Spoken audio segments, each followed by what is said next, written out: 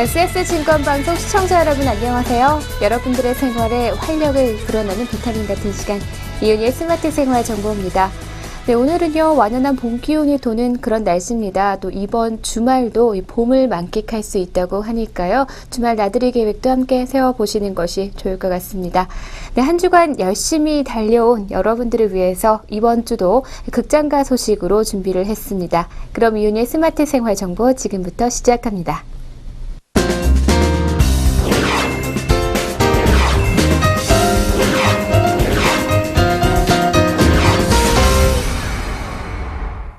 한 주간의 랭킹과 신작 소개해드리도록 하겠습니다. 먼저 극장가 랭킹부터 살펴볼 텐데요. 1위부터 살펴보도록 하겠습니다.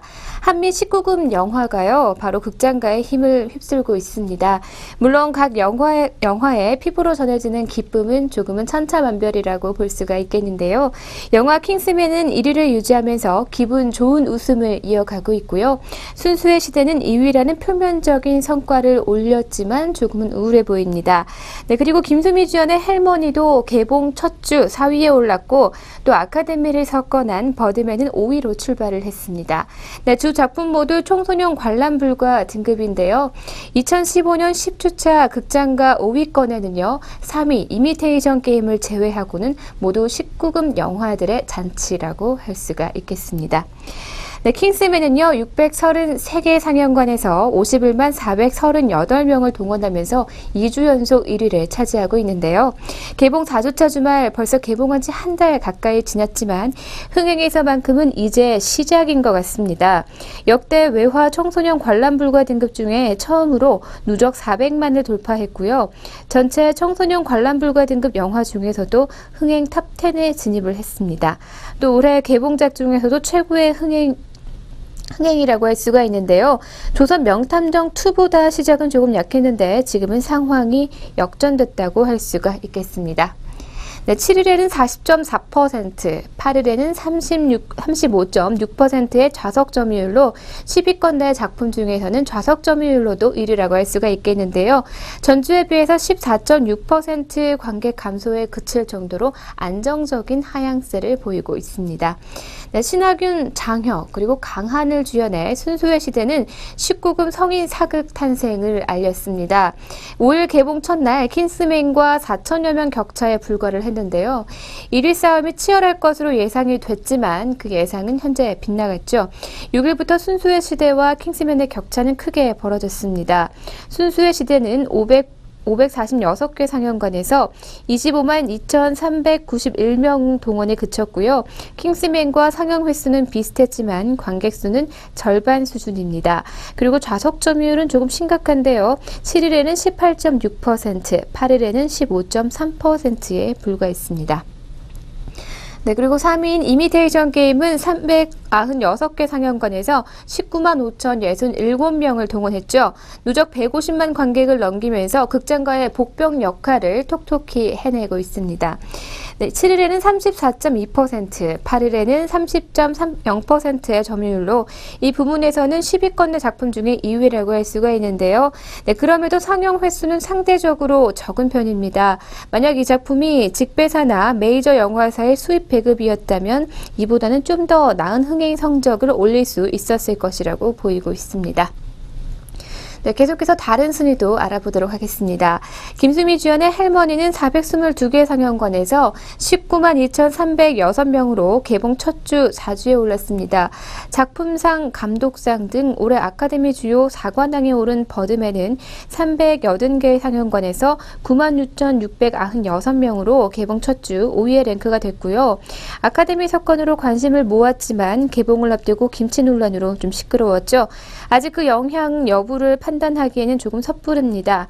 분명한 건 작품성만큼은 의심할 여지가 없다라고 볼 수가 있는데요. 버드맨의 흥행 추이가 계속해서 어찌 될지 궁금합니다. 네, 조선 명탐정2 이 전편의 흥행 넘기에 불가능해졌습니다. 8만 1,326명을 더했는데요. 순위는 6위로 뚝 하락하고 말았습니다. 네, 관객 수는 69.6% 감소를 했고요. 400만 돌파도 현재로서는 조금 어려워 보입니다. 네, 그리고 그레이의 50가지 그림자 백투더 비기닝은 나란히 순위가 5계단씩 하락을 하면서 9위와 10위를 차지했는데요. 개봉 2주차 그레이의 50가지 그림자와 백투더 비기닝은 80%에 가까운 그런 관객 감소율을 보이고 있습니다. 네, 흥행에는 참패했다고 볼 수가 있겠는데요. 누적 관객 35만과 26만 선에서 각각 마무리해야 할 것으로 보입니다.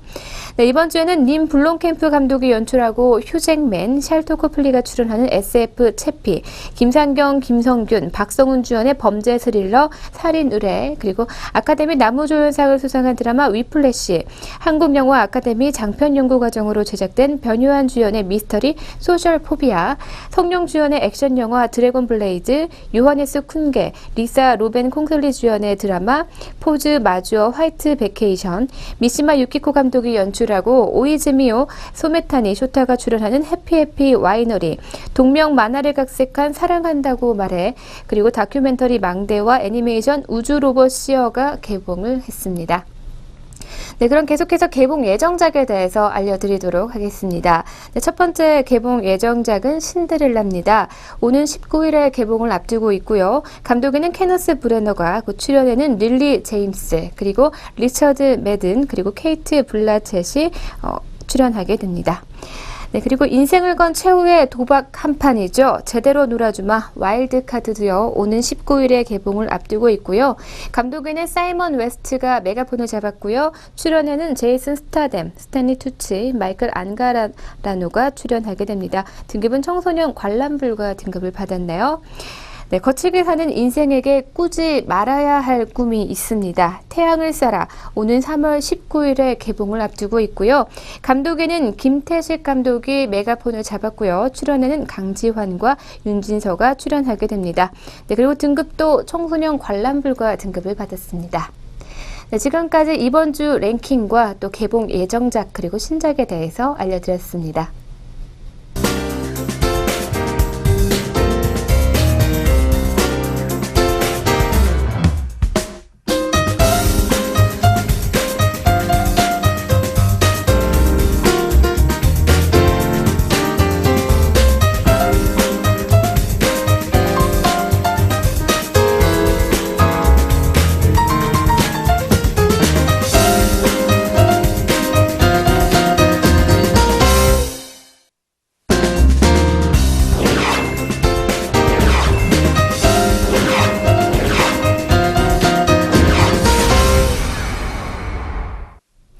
두 번째 시간 영화 리뷰 시간입니다. 네, 이번에는 더 기버, 기억 전달자에 대해서 알려드리도록 할 텐데요. 영화의 원작은 영미권 대표 작가인 로이스 로리의 더 기버라는 데 있습니다. 네, 이 책은 21개 국어로 번역이 되면서 전 세계 1,100만 부를 판매한 월드 베스트셀러인데요. 출간 후 20년이 지나도 현재도 독자들의 꾸준한 사랑을 받는 스테디셀러이고요. 또 권위 있는 문학상 뉴베리상과 보스턴 글로브 훅, 그리고 북아너상을 수상하고 교과서에 실린 바가 있습니다. 네, 그리고 소설을 영화하기 위해서 기억 전달자 역할을 한 제프 브리지스의 제작진은 20년 가까이 준비 기간을 거쳤다고 합니다. 네, 저는 작년 한 해 최고의 영화로 더 기버를 꼽고 있는데요. 한국에서는 작년 이맘쯤에 개봉을 했던 것 같습니다. 내가 있는 곳이 진실된 세상인가에 대해 다소 판타지적인 생각이 떠오르고 그 질문에 대한 답을 생각해 보게 됩니다. 네, 강제적인 법과 질서로 사회를 하나의 방향으로 유지하는 것이 과연 진실된 세상일까요? 네, 조금은 터무니없지만 이러한 상상으로 모든 것이 행복한, 완벽한 공동체로 전쟁과 가난, 고통이 없이 모두 공평하고 똑같이 행복하게 살고 있는 커뮤니티라는 공간의 배경으로 이 영화는 시작하게 됩니다. 네, 커뮤니티를 운영하는 사람들은 인간의 자유의지가 잘못된 선택을 한다고 믿기 때문에 아예 그 자유의지를 제거하게 됩니다. 통제된 기억과 감정만을 갖도록 제한을 하고 있는 것인데요. 영화의 배경인 커뮤니티의 완성도를 높이기 위해 주라기 공원 3, 미션 투 마스, 컨택트 등의 영화에서 시각 효과와 또 프로덕션을 담당한 프로덕션 디자이너 에드 베럭스가 직접 담당해서 공상 속 공간을 공간을 뛰어난 기량으로 선보이고 있습니다. 영화 속 스토리들을 담을 수 있는 공간을 찾기 위해서 남아프리카 전역의 로케이션을 수배했고요. 기억 전달자가 거주하는 공간은 고대로부터의 기억을 저장소로 쓰여지는 곳으로 설정을 했기 때문에 지금까지 인류가 남긴 유적 같은 느낌을 드러낼 수 있도록 실제로 22,000권가량의 책들로 장식해서 늘 같은 상태의 커뮤니티를 완벽하게 재현한 장면들을 볼 수가 있습니다. 네, 커뮤니티는 대단히 획일화되어 있고요. 그 세계는 단조롭고 무미건조한 무채색의 색으로 시작을 합니다. 감독은 그것을 흑백으로 표현하는 게 아니라 컬러로 촬영한 후에 색채를 제거함으로써 시각화했다고 합니다. 네, 영화 속의 색깔은 감성을 자극하는 자극제로 조너스가 기억과 감정을 전달받으며 간접 체험을 하기 시작하면서 색채가 이야기 속으로 스며들기 시작함을 표현했습니다. 조너스가 가장 먼저 인식한 색인 빨강을 기초로 해서 그 이후에는 삼원색의 조합들을 보여주고 점차 색채의 종류를 확장하는 방식을 택해서 조너스와 함께하는 느낌을 줄 수 있도록 묘사를 하고 있는데요. 또 부드러운 카메라 움직임으로 시작해서 절제되어 있음을 표현했고요. 또 이야기가 복잡해질수록 카메라가 더 많이 움직이기 시작함으로써 그게 긴장감을 높여주고 있습니다. 네, 조너스가 기억과 감정을 경험하기 시작한 여정은 1인칭 촬영 기법으로 또 시도가 되었는데요. 이것은 관객들이 조너스가 보고 배우는 것들을 직접 느낄 수 있도록 하기 위함인데요. 영화를 보는 관객들의 높은 시각 완성 효과를 보여주고 있습니다. 네, 커뮤니티는 통제된 시스템 사회라고 볼 수가 있겠죠. 커뮤니티 속 인류는 신자녀를 부여받아 기초 가족을 이루고요. 또 임무 해제가 될 때까지 함께 살아가게 됩니다. 대파멸 이후 인류는 전쟁과 차별, 가난과 고통 없는 삶을 살기 위해서 모두가 늘 같은 상태를 유지하도록 커뮤니티를 구축했는데요. 변덕스러운 기후변화를 기아와 빈곤이 낳기에 기후도 통제가 됩니다. 커뮤니티에는 이런 완벽한 생활을 유지하기 위해 지켜야 할 규칙이 있는데요. 정확한 언어 사용, 배정된 의복 착용, 오전 약물 투여, 통금 시간 엄수, 거짓말 금지 등입니다. 정해진 규칙만 잘 지키면 고통 없는 행복한 세상을 살 수 있다는 것이 우리가 살고 있는 평범한 세상에서 혁명이고 이상일 수가 있습니다. 이는 인류 대파멸의 원인이었던 혼란과 고통, 혼동의 시기심과 같은 감정을 제거하기 위해서인데요. 최종적인 목적은 행복한 삶을 영위하는 것이었습니다. 행복을 위해 인간성이 제거됐다고 할 수가 있죠. 하지만 영화와 책은 아직 선택할 수 있는 힘이 있을 때 옳은 선택을 하라고 말을 하고 있는 것처럼 보입니다. 네, 커뮤니티는 다른 사람들과 마찬가지로 행복한 삶을 살아가던 주인공 조너스가 직위수여식에서 기억 보유자임을 임무를 부여받게 됩니다. 그 직위수여식을 통해서 친구들은 피오나는 보육사가 되고 애셔는 무인정찰기 조종사가 됩니다.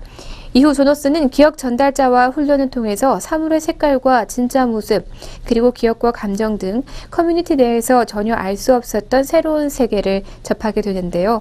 그를 통해 자신이 살아왔던 커뮤니티가 모든 것을 평등하게 만드는 대신에 또 다른 다양한 세상의 즐거움들을 억제해왔음을 깨닫게 됩니다. 네, 그리고 피오나를 향한 자신의 감정, 바로 사랑이었음을 알게 됩니다. 임신과 육아에까지 통제되는 세상에서 아이의 해맑은 웃음소리를 없애버린 커뮤니티를 이해하지 못했지만 이내 전쟁이나 파괴의 기억을 접하면서 혼란을 겪게 됩니다. 네, 조너스는 여정은 선택의 자유를 획득하기 위해서 시스템을 전복하려는 혁명적인 행동의 일환이라고 할 수가 있는데요. 영화는 사물이 아니라 감정의 역동성으로 97분간 관객을 이끌어갑니다. 네, 그 역동성은 흑백의 공간을 채색하는 과정인데요. 스크린에 천천히 흩뿌려진 총천연색은 주인공 조너스의 감정과 연결이 됩니다. 영화의 극적인 순간들을 조너스의 감정에서 비롯되며 정적이었던 카메라는 조너스의 감정을 표현할 때마다 요동치기 시작합니다. 영화는 직위수여식에서 기억 보유자로 임명받은 조너스가 기억 전달자로부터 기억을 전달받으면서 본격화되죠. 네, 기억은 인류가 역사를 이루며 쌓아온 경험과 감정을 총칭하는 개념으로 사실상 인간을 인간에게끔 하게 하는 그런 무엇이라고 할 수가 있습니다. 기억을 전달받는 행위는 현재 느끼는 감정이 즐겁다가 아니라 사랑이라고 표현해야 맞는 것을 깨우치는 것인데요. 즉 조너스가 잃게 됐던 인간성을 되찾는 그런 과정이라고 할 수가 있겠습니다. 네, 덕이보에서 제거된 조너스의 감정을 되살리는 데에만 집중하고 있습니다. 영화는 중간중간마다 내레이션을 삽입을 해서 조너스의 내면을 상세하게 알려주면서 조너스가 느끼는 감정을 시각화해서 관객도 그 경이로운 순간들을 느낄 수 있도록 하는데 몰두하는데요. 고통과 환희, 사랑과 같은 추상적인 감정들이 기억 전달자로부터 전달받은 기억의 영상으로 삽입돼서 관객에게 전송됩니다. 조너스의 감정선에만 충실하기에 영화는 급박하지 않고 영화는 친절한 안내를 따라가다 보면 어느새 그 결말에 다다르게 됩니다. 그 탓에 조금에는 감상에 젖어들긴 하지만요. 그럼에도 조너스가 삶을 되찾아가는 그런 순간들은 꽤나 감격스럽게 느껴지는데요. 네, 조너스가 목격하는 기억의 영상들은 익숙해서 당연해진 우리의 감정선들을 다시 되새겨주고 있습니다. 흑백의 커뮤니티와 극단적으로 대비되는 총천연색의 세상은 여전히 아름답게 그지없습니다. 네, 조너스가 택한 이 결정의 이유가 감정에서 비롯된다는 것은 한편으로 맥이 풀리는 지점이긴 하지만 분명 가장 중요한 이유이기도 합니다. 사랑은 변덕을 낳고 서로를 경멸하게 한다. 인간은 나약하다라는 수석 원로의 말처럼 인간은 불안에 떨고 이기적입니다. 하지만 영화는 그러나 그러한 것이 바로 인간이라고 말하고 있습니다. 네, 영화는 전체적으로 큰 틀의 주제의식에서 스토리의 만듦새를 계단식으로 밟아나가고 있는데요. 조너스의 각성을 통해서 조금씩 색깔이 입혀지는 그런 화면을 통해 관객의 눈은 뜨겁게 됩니다. 흡사 조너스가 느끼는 감정의 단계를 함께 밟아가는 그런 경험을 하는 것과 같은데요. 행복과 평화란 목적을 위해 인간의 존엄성을 유지시키는 감정과 기억, 그리고 선택권의 문제를 통제하는 것이 정당한가라는 질문이 계속적으로 러닝타임 내내 관객들에게 던져지게 됩니다. 네, 임무 회제의 충격적인 진실은 조너스의 기억을 통해서 드러나고 벗겨진 뒤 커뮤니티의 충격적인 실체는 인간의 존엄성이 점차 상실되어가는 현실과 맞닿아 있다는 점에서 결코 쉽게 지나치기가 힘듭니다. 덕이버 기억 전달자는 어떤 이유를 부여하더라도 결코 쉽게 보고 넘길 수 있는 그런 영화는 아닌 것 같습니다. 장르적 해석이 새롭게 또 시각을 전달하기에 부족함이 없는 그런 SF 영화라고 할 수가 있죠. 네, 지금까지 영화 덕이버와 함께했습니다.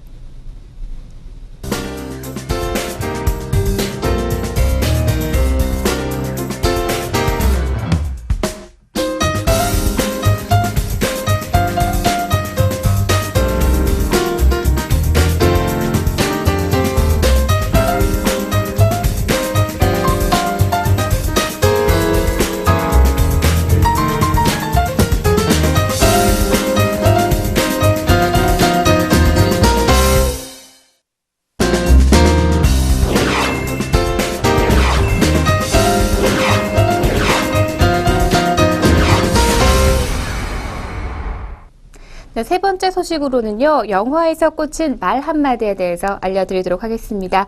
먼저 첫 번째는요, Nobody Wants the Night에 나오는 대사인데요. 내 첫 번째 북극곰이야 라는 그런 대사입니다.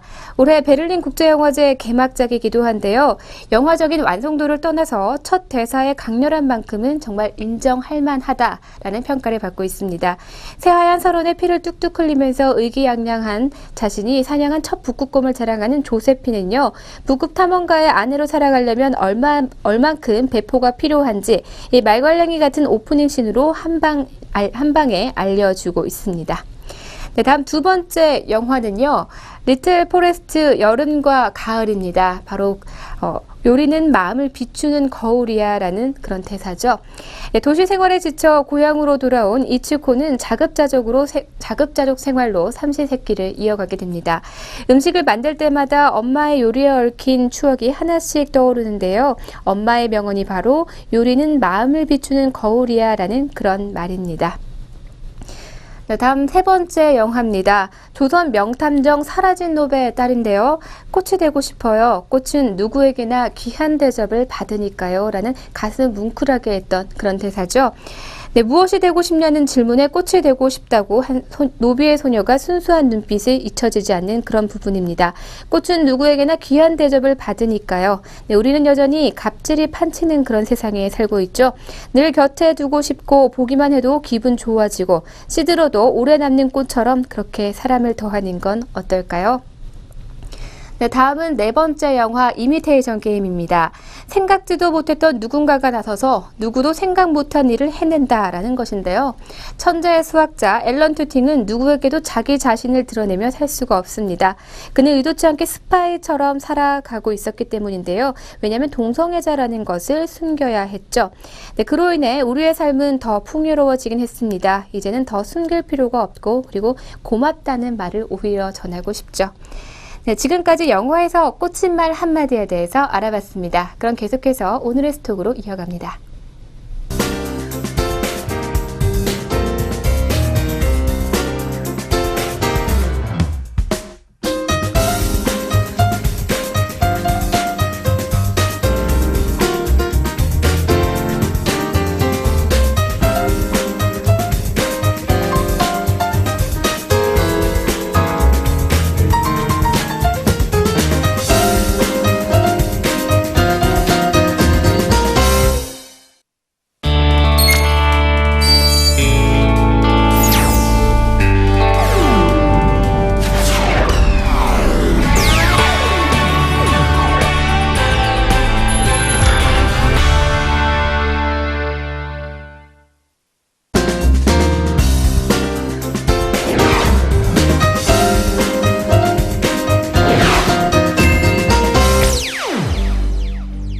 오늘의 스톡 시간입니다. 오늘도 증권사 추천 종목으로 두 종목 준비했습니다. 첫 번째 종목은 삼성증권에서 추천한 성신양회입니다.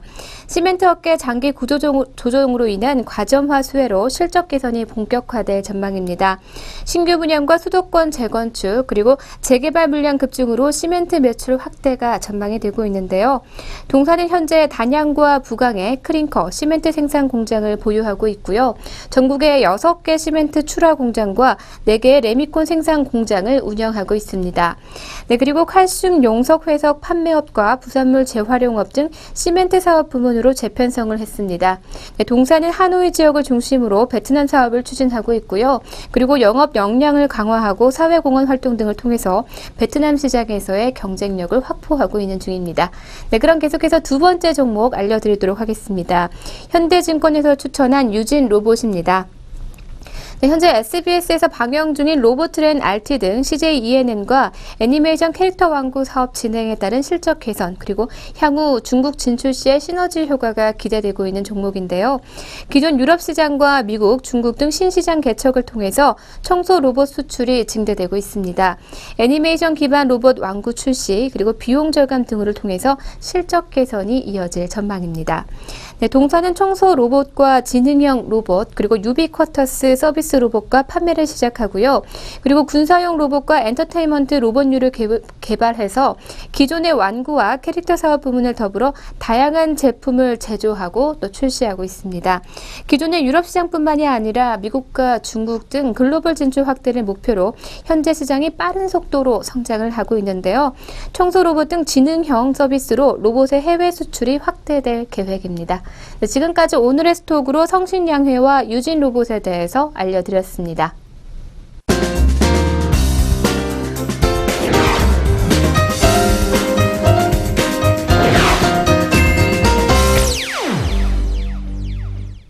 여러분들께 즐거움과 감동을 드리는 시간 오늘의 펀앤필입니다. 오늘은 뮤직비디오 한 편을 보여드릴 텐데요. 그럼 함께 감상하시죠.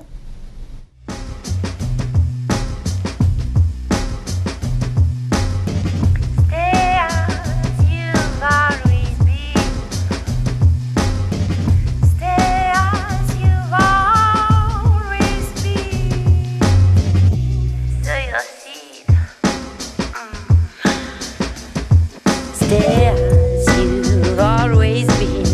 The world doesn't needs you to dry the tears, needs you to rub out the fear. Some will say you're wrong, forgive their rude minds. They just don't know, they just don't know. Unconditional rebel.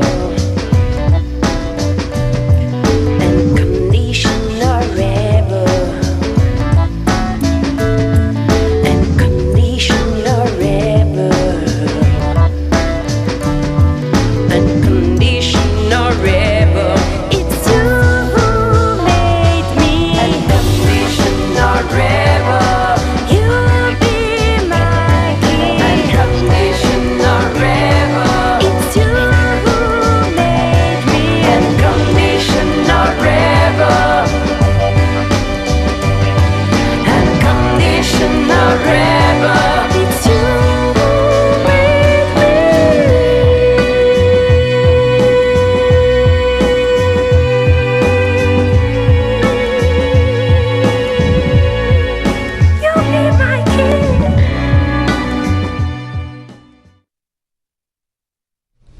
자, 매우 특이한 뮤직비디오라고 느끼셨을 텐데요.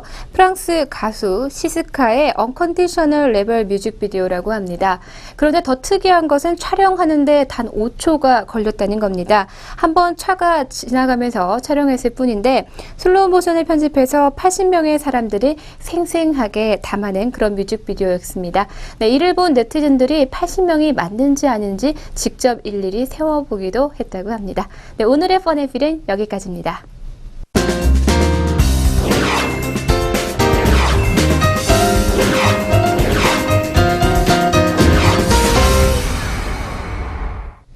내일은 3월 14일 달콤함이 있는 화이트데이이기도 한데요. 하지만 우리가 꼭 기억해야 하는 그런 날이기도 합니다. 바로 3월 14일은 2012년 후쿠시마 원전 2호기가 사고 난 그런 날이기도 한데요. 그런 아픔들을 함께 기억하시면서 주말 보내시기 바랍니다. 네, 오늘 제가 준비한 내용은 여기까지고요. 저는 월요일 이 시간 더욱 알차고 즐거운 내용으로 여러분들과 함께 하도록 하겠습니다. 시청해주신 여러분 고맙습니다.